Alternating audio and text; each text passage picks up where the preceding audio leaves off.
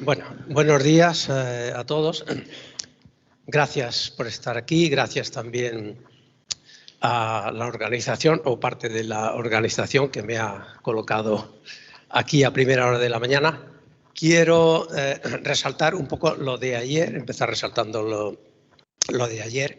Me pareció extraordinario las mesas redondas, las discusiones y nos pone eso, digamos, en una situación en la cual debemos explicar, tanto los científicos como los ingenieros, un poco cuál es la trayectoria, cómo es la trayectoria que va desde un concepto muy genérico, científico, a la realización material. Y eso implica dos cosas importantes. Una, el dónde, de dónde venimos, y otra también muy importante es el cómo venimos.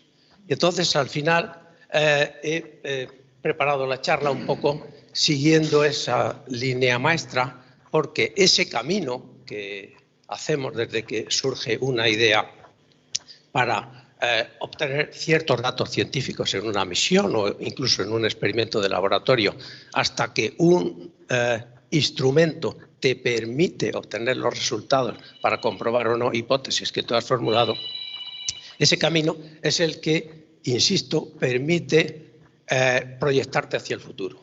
Lo que se aprende, lo que se falla en ese camino es vital para estar donde se está y para el futuro. Así es que, sin más, vamos con el tema. Un poquito de historia sobre ExoMar y el Raman.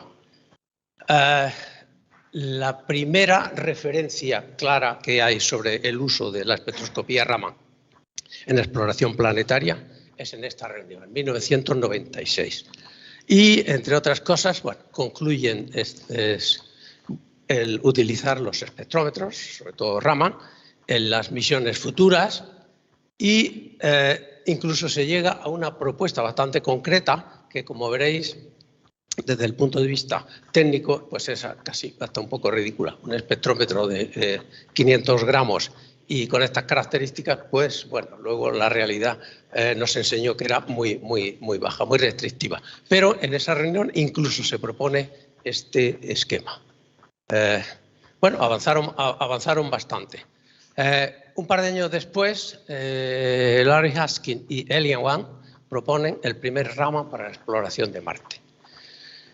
Llegan casi a calificarlo, lo publicaron aquí, pero luego no fue totalmente aceptado. Iba a entrar en la SMER, Spirit y Opportunity, pero finalmente no llegó a ser embarcada.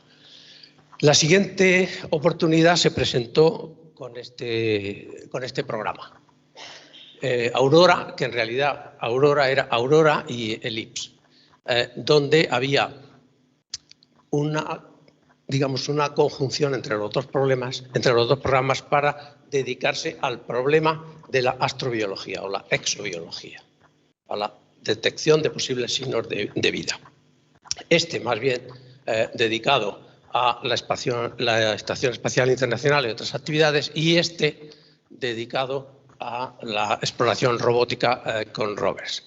Este es el estudio. Fijaros qué fecha tentativa se había propuesto en el primer estudio, el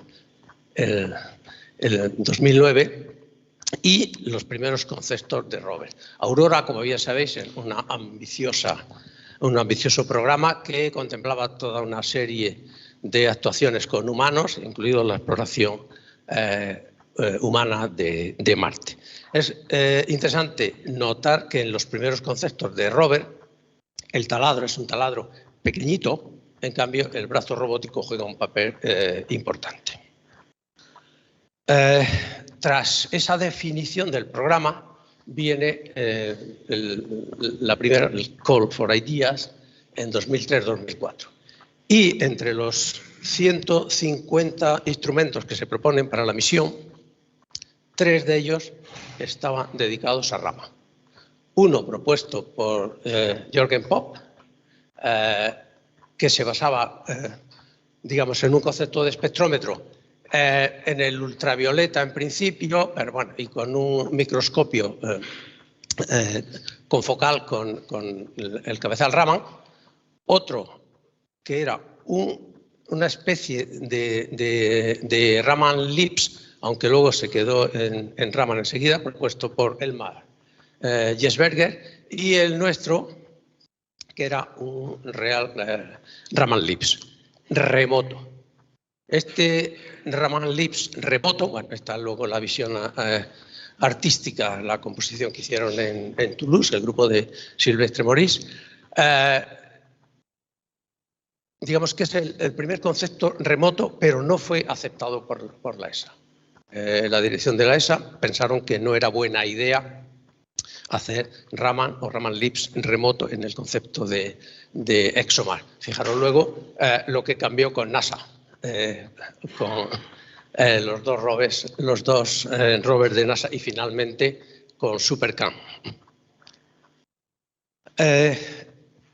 En esa primera fase de la definición de la misión, esto fue digamos, un punto importantísimo, el modo de operación. Descartado el remoto, había dos modos fundamentales de operar.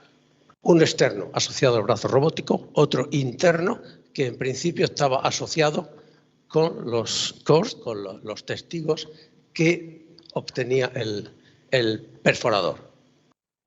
En una fase casi inmediatamente posterior a estas definiciones, el brazo robótico se cae por temas económicos, de masa, etcétera, etcétera. Esto fue una cosa triste, sobre todo para algunos, como Gotthard Klingerhofer, porque el Mossbauer iba ahí. Y en principio se quedó esto. Nosotros empezamos a practicar rápidamente, pues tanto en el modo externo, con estos prototipos, brazo robótico a lo bruto, reconocéis a José Antonio, ¿no? Y tanto en el CAP como aquí en Valladolid. Y el estudio de los testigos, que presentaba un problema fundamental, y es que cuando tú haces espectros Raman en un cilindro por esta zona va muy bien, pero cuando empiezas a bajar por ahí la calidad de los espectros es muy mala, porque el ángulo de incidencia es muy bajo. Entonces, en esa pelea por trabajar en modo externo o modo interno mientras la misión se define, pues teníamos un segundo frente abierto, Raman o Lips o Raman Lips. Y este es el concepto propuesto. Un Raman Lips que tuviera dos posibilidades de trabajo, en modo interno dentro del rover y el modo externo. Una cosa interesante, y aquí no se ve muy bien, pero esto es una sugerencia que hizo Jorge y Albert, que me dijeron un día, ¿sería posible coordinar con un microscopio? Bueno, pues vale. Rápidamente un esquema de un microscopio, de una imagen, de un observador de la imagen microscópica acoplado al cabezal. Esto, al poco tiempo, también se cayó. Y mientras, ESA sacó un contrato para hacer un breadboard del Raman Lips. Ese contrato lo ganó, se ha perdido aquí, Teneo, y bueno, aparece ahí, lo tenía también arriba. Y nosotros, pues, en la parte científica, como IPES de la parte científica. Este instrumento fue una joya, realmente una joya técnica, pero tenía bastantes limitaciones. Era bueno en Lips, pero era muy malo en Raman. Y tenía una estabilidad térmica bastante floja. En cuanto subía o bajaba la temperatura, se desalineaba. Y entonces, bueno, fue un dolor tener que renunciar a este instrumento. Pero en ese tiempo tuvimos, además, que lidiar con el cambio del concepto de rover por parte de la ESA. Y entonces, bueno, aunque fue una lucha bastante dura, se descartó el instrumento combinado Raman Lips de Teneo. Pero es importante destacar que es el primer instrumento Raman-Lips combinado de la historia casi calificado, parcialmente calificado. Entonces, descartado esto, 10 minutos, descartado esto, pues tuvimos que desarrollar otros conceptos. Y ahí ya pues estábamos un poco mejor preparados porque teníamos experiencia y además tenía una idea que, bueno, tenía en la cabeza hacía mucho tiempo, es que si el instrumento se parecía al primer espectrógrafo que hizo Raman y con el que ganó el premio Nobel, pues sería una maravilla. Entonces, desde esta idea, este dibujo, que es el primer concepto del instrumento, hasta este más desarrollado, en acuerdo con Kaiser Optical en Lyon, a toda esta historia hasta el desarrollo final, y este es el instrumento ya funcionando. Y esto de lo que hablo y de lo que se habló ayer, cómo de una idea científica, científico-técnica, se pasa a un desarrollo materializado por los ingenieros y calificado para volar.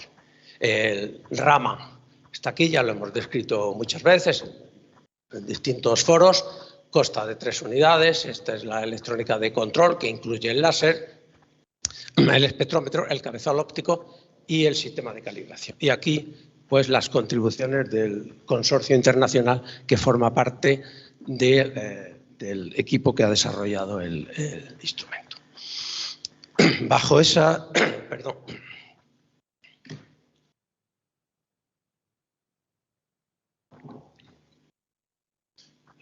En esas condiciones se termina de definir la misión, que ya es solo un análisis del polvo cristalino, del polvo que produce un machacador de muestras, con un distribuidor debajo de los 3 instrumentos fundamentales, el infrarrojo, el Raman y MoMA, el analizador de orgánicos, y siempre destacamos las 2 características fundamentales de ExoMar que las distingue de cualquier otra misión. El poder obtener muestras de debajo de 2 metros y hasta 2 metros, y el poder hacer el análisis combinado con los instrumentos.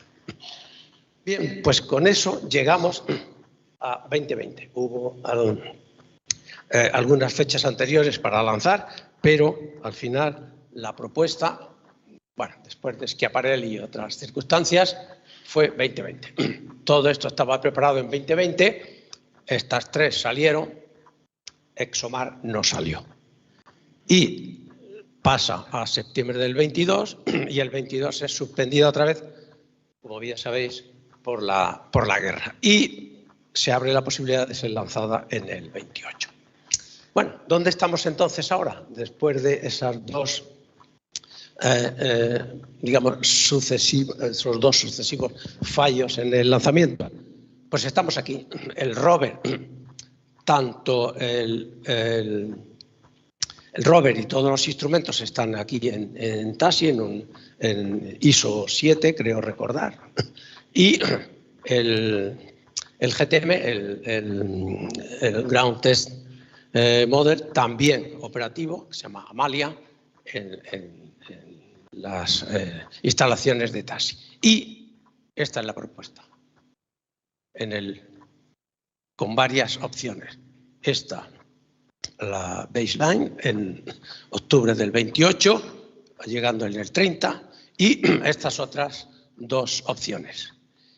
Y lo importante de la resolución auspiciada por la ministerial de noviembre del 22 es mantener las principales características de la misión. Es decir, Oxia sigue siendo el sitio, porque es un sitio único, mantener las capacidades del drill y mantener las capacidades de los 3 instrumentos conjuntos.